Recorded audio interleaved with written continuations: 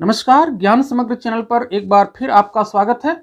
आज की क्लास में हम पढ़ेंगे कक्षा 11वीं एनसीईआरटी हिंदी आधार पाठ्यक्रम से संबंधित एक टॉपिक जो कि आरोह भाग 1 के अंतर्गत पढ़ने के लिए प्रस्तावित है।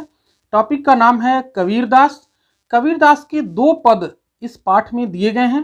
कबीरदास के दोनों पदों की कंप्लीट व्याख्या, उनका शिल्प सौंदर्य और उनके भाव सौंदर्य से संबंधित एक पूरा वीडियो पहले ही हम अपलोड कर चुके हैं। अगर उसे आपने नहीं देखा है तो चैनल के प्लेलिस्ट में जाकर के उस वीडियो को जरूर देखें।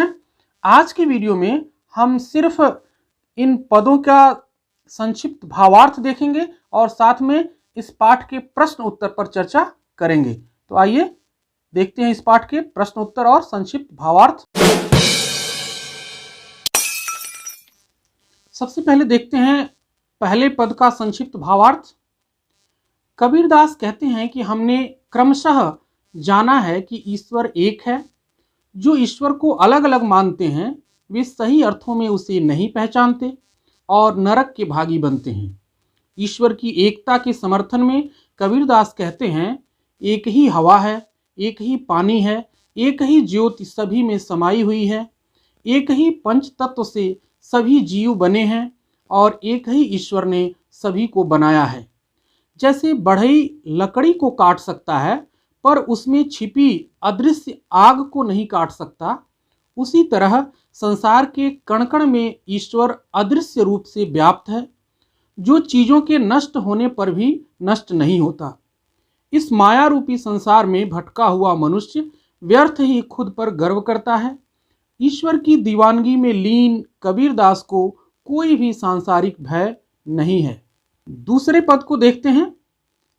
कबीरदास कहते हैं कि संसार जैसे पागल हो गया है। इसे अगर ईश्वर के बारे में सत्य बात कहो तो मारने के लिए दौड़ता है और असत्य बात पर विश्वास कर लेता है। ईश्वर और धर्म के नाम पर फैले अंधविश्वास और आडंबरों का वर्णन करते हुए कबीरदास कहते हैं कि बहुत से धार्मिक लोग प्रातःकाल स्नान करके आत्मा को छोड़ करके पत्थर पूजते हैं। बहुत से पीर और मौलवी कतेब कुरान पढ़ते हैं और अपने शिष्य बनाकर उन्हें वही किताबी ज्ञान देते हैं।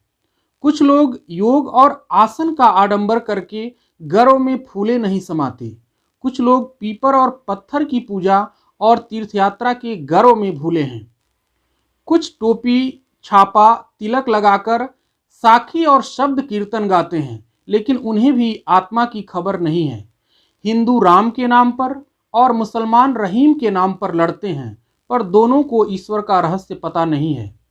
कुछ खुद को गुरु मानकर दूसरों को मंत्र देते हैं, लेकिन अंत में उन्हें भी पछताना पड़ता है। कबीरदास धर्म के नाम पर इन सभी कृत्यों को भ्रम और अंधविश्वास मानते हैं और बताते हैं कि ईश्वर तो सहज ही सभी के भीतर समाया हुआ है। अब चलते हैं प्रश्न उत्तर पर। पहला प्रश्न है, कबीर की दृष्टि में ईश्वर एक है, इसके समर्थन में उन्होंने क्या तर्क दिए हैं? तो पहले पद की पहली ही 2 पंक्तियों में कबीरदास ने ईश्वर की समर्थन करती हुई 2 पंक्तियां कही हैं। उन्हीं पंक्तियों का जो भावार्थ है उसे आपको लिखना है, जिसमें उन्होंने बताया है कि हवा एक है, पानी एक है और सभी के भीतर एक ही ज्योति समाई हुई है और एक ही पंच तत्व से सभी जीव बने हुए हैं। इसी बात को आपको लिखना है। कबीर ने ईश्वर को एक माना है। उन्होंने इसके समर्थन में निम्नलिखित तर्क दिए हैं। पॉइंट वाइज अपने तर्क को लिखेंगे। नंबर 1, संसार में सब जगह एक ही पवन व एक ही जल है। सभी में एक ही ज्योति समाई हुई है। एक ही पंच तत्व रूपी मिट्टी से सभी जीव रूपी बर्तन बने हैं। एक ही ईश्वर रूपी कुम्हार इस मिट्टी को सानता है यानी बनाता है। सभी प्राणियों में एक ही ईश्वर विद्यमान है, भले ही प्राणी का रूप कोई भी हो। तो ये रहा इस प्रश्न का उत्तर। अगले प्रश्न पे चलते हैं। मानव शरीर का निर्माण किन पंच तत्वों से हुआ है? तो पंच तत्वों का उल्लेख कबीरदास ने इस कविता में नहीं किया है, लेकिन इतना जरूर संकेत किया है कि एक ही पंच तत्व रूपी मिट्टी से सभी जीवों के शरीर बने हुए हैं। पिछले वीडियो में हमने इस पद की व्याख्या करते हुए उन पंच तत्वों का उल्लेख किया है, बताया है। तुलसीदास की प्रसिद्ध पंक्ति है इन पंच तत्वों के लिए, क्षिति जल पावक गगन समीरा, पंच तत्व मिल बना शरीरा। यानी यही जो 5 तत्व हैं जिससे शरीर बना हुआ है। ये कौन कौन से तत्व हैं? मानव शरीर का निर्माण निम्नलिखित 5 तत्वों से हुआ है: धरती, जल, वायु, अग्नि और आकाश। मृत्यु के उपरांत शरीर को चाहे जलाया जाए या दफनाया जाए, लेकिन शरीर के हाड़ मांस पूरी तरह से विघटित होकर के इन्हीं 5 तत्वों में फिर से विलीन हो जाते हैं।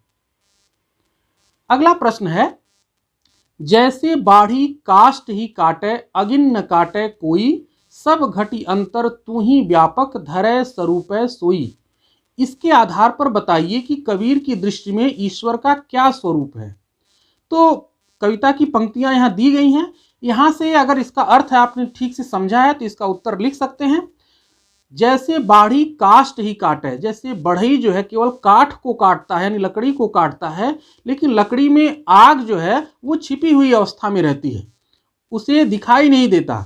जब लकड़ियों को घर्षण करते हैं तो उसमें से आग पैदा होती है। बढ़ई पूरी लकड़ी को काट देगा लेकिन उसमें छिपी हुई आग को नहीं काट पाता है। इसी तरह से ईश्वर भी सृष्टि के कण कण में व्याप्त है, सभी शरीरों में व्याप्त है, और शरीर के नष्ट होने के बावजूद भी ईश्वर नष्ट नहीं होता है। तो इससे क्या पता चलता है कि ईश्वर का जो स्वरूप है वो अदृश्य है और वो सभी के भीतर व्याप्त है, यानी सर्वव्यापी है, और शरीरों के नष्ट होने से भी वह नष्ट नहीं होता है। इसका मतलब अनश्वर है। तो ये 3 बातें आपको ईश्वर के स्वरूप के बारे में लिखना है कि वह अदृश्य है, अनश्वर है और सर्वव्यापक है। इसको समझा करके लिखना है। कबीरदास ईश्वर के स्वरूप के विषय में अपनी बात उदाहरण से पुष्ट करते हैं। वह कहते हैं कि जिस प्रकार बढ़ई लकड़ी को काट देता है परंतु उस लकड़ी में समाई हुई अदृश्य अग्नि को नहीं काट पाता, उसी प्रकार ईश्वर संसार के कण-कण में अदृश्य रूप से व्याप्त है। शरीर नष्ट होने पर भी यह ईश्वर नष्ट नहीं होता। दूसरे शब्दों में कहें तो ईश्वर अदृश्य है किंतु वह सर्वव्यापक और अनश्वर है। अगला प्रश्न देखते हैं, कबीर ने अपने को दीवाना क्यों कहा है? तो सबसे पहले तो आपको जानना चाहिए कि दीवाना का अर्थ क्या होता है। दीवाना का अर्थ होता है जो किसी चीज के पीछे बिल्कुल पागल हो जाए, उसे पाने के लिए बिल्कुल पागल हो जाए, क्रेजी जिसको अंग्रेजी में बोलते हैं। तो अपने आप को कबीरदास ने क्यों दीवाना कहा है? क्योंकि कबीरदास ईश्वर के लिए दीवाना है। जिस प्रकार दुनिया के लोग सांसारिक सुख साधनों के लिए दीवाना है, उसी तरह से कबीरदास ईश्वर की भक्ति के पीछे दीवाना है। इसी को आपको समझा करके लिखना है। दीवाना शब्द का अर्थ है पागल। कबीर स्वयं के लिए इस शब्द का प्रयोग इसलिए करते हैं क्योंकि वे झूठे संसार से दूर केवल ईश्वर के पीछे पागल हैं, ईश्वर की भक्ति में सराबोर हैं।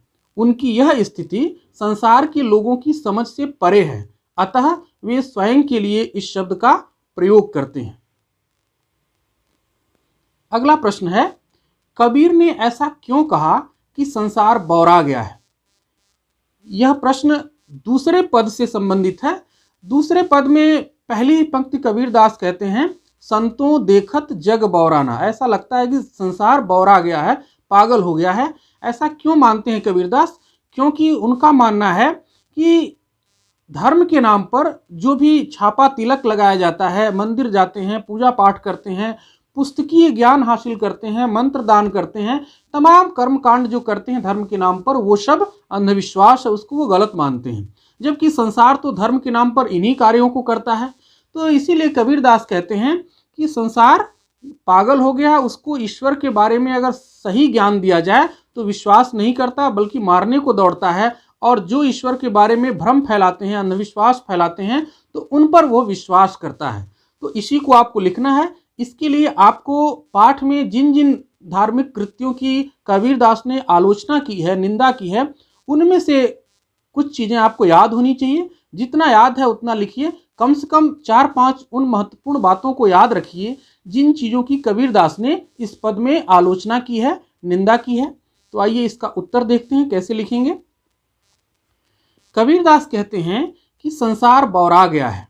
क्योंकि जो व्यक्ति ईश्वर के विषय में सच बोलता है उसे यह मारने को दौड़ता है, उसे सच पर विश्वास नहीं होता, और जो असत्य बोलता है उस पर विश्वास कर लेता है। कबीरदास तीर्थाटन, यात्रा, टोपी पहनना, माला पहनना, तिलक लगाना, ध्यान आदि लगाना, मंत्र देना, ईश्वर के बारे में किताबी ज्ञान रखना आदि तौर तरीकों को गलत मानते हैं। वे राम रहीम की श्रेष्ठता के नाम पर लड़ने वालों को भी गलत मानते हैं, क्योंकि कबीर की दृष्टि में ईश्वर एक है और वह सहज भक्ति से प्राप्त हो सकता है। लेकिन संसार पाखंडियों की झूठी बातों पर विश्वास करता है और कबीरदास की निंदा करता है। अतः कबीर को लगता है कि संसार पागल हो गया है। तो ये रहा इसका उत्तर। अगला प्रश्न देखते हैं। कबीर ने नियम और धर्म का पालन करने वाले लोगों की किन कमियों की ओर संकेत किया है? तो ये दूसरे पद की तीसरी चौथी पंक्ति है, जिसमें बताया गया है कि नेमी देखा धर्मी देखा, प्रात करें स्नाना, आत्म मारि पखान ही पूजें, उनमें कछु नहीं ज्ञाना। तो इसी दो पंक्तियों से आपको अपना उत्तर लेना है। क्या है इसका उत्तर देखते हैं। कबीर के अनुसार स्वयं को नियम और धर्म का पालन करने वाला मानने वाले लोग आत्मा की सर्वव्यापकता को छोड़कर पत्थरों की पूजा करते हैं। वे आत्मा की आवाज को मारकर पत्थरों में ईश्वर ढूंढते हैं। जो उनके भीतर ही विद्यमान है उसे मारकर बेजान पत्थरों की मूर्तियों में परमात्मा को खोजना भारी भूल है। अगला प्रश्न है, अज्ञानी गुरुओं की शरण में जाने पर शिष्यों की क्या गति होती है? यह प्रश्न भी दूसरे पद से संबंधित है, जिसमें कबीरदास कहते हैं, घर घर मंत्र देत फिरत हैं महिमा के अभिमाना, गुरु के सहित सिख सब बूढ़े अंतकाल पछताना। तो इन्हीं दो पंक्तियों से आपको अपना उत्तर चुनना है। कैसे लिखेंगे इसको? अज्ञानी गुरुओं की शरण में जाने पर शिष्यों का कल्याण नहीं होता, अपितु ऐसे गुरु शिष्यों को गलत रास्ते दिखाते हैं। अंत में ऐसे अभिमानी गुरुओं के साथ शिष्य भी डूब जाते हैं, अर्थात उन्हें भी ईश्वर की प्राप्ति नहीं होती और पछताने के सिवा कुछ हाथ नहीं लगता। अगला प्रश्न है, बाह्याडंबरों की अपेक्षा स्वयं आत्म को पहचानने की बात किन पंक्तियों में कही गई है? उन्हें अपने शब्दों में लिखिए। तो कविता की दो ऐसी पंक्तियां हैं, जो दूसरा पद है उसमें दो ऐसी पंक्तियां हैं जिसमें आत्मा की बात की गई है और आत्मा की उपेक्षा करने वालों की, आत्मा को अवॉइड करने वालों की निंदा की गई है। पहली पंक्ति क्या है? आत्म मारि पखान ही पूजें, उनमें कछु नहीं ज्ञाना। और दूसरी पंक्ति है, आपस में दो लरि लरि मुए, मरम न काहू जाना। ये दोनों पंक्तियां दूर दूर हैं, अलग अलग जगह पे हैं, लेकिन दोनों पंक्तियों का उदाहरण दे करके उसको समझा करके आप लिख सकते हैं। आइए इसका उत्तर देखते हैं। आत्म मारि पखान ही पूजें, उनमें कछु नहीं ज्ञाना, ये पहली पंक्ति हो गई। दूसरी पंक्ति फिर लिखेंगे, साखी शब्द ही गावत भूले, आत्म खबर न जाना।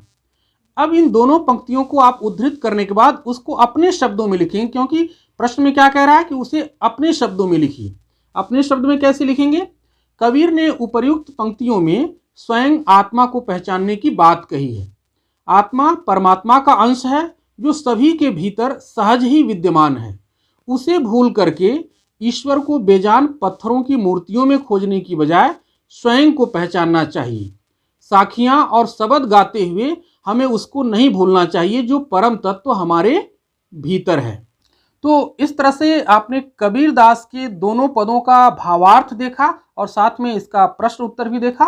अगले वीडियो में हम फिर किसी नए पाठ के साथ मिलेंगे। तब तक के लिए धन्यवाद।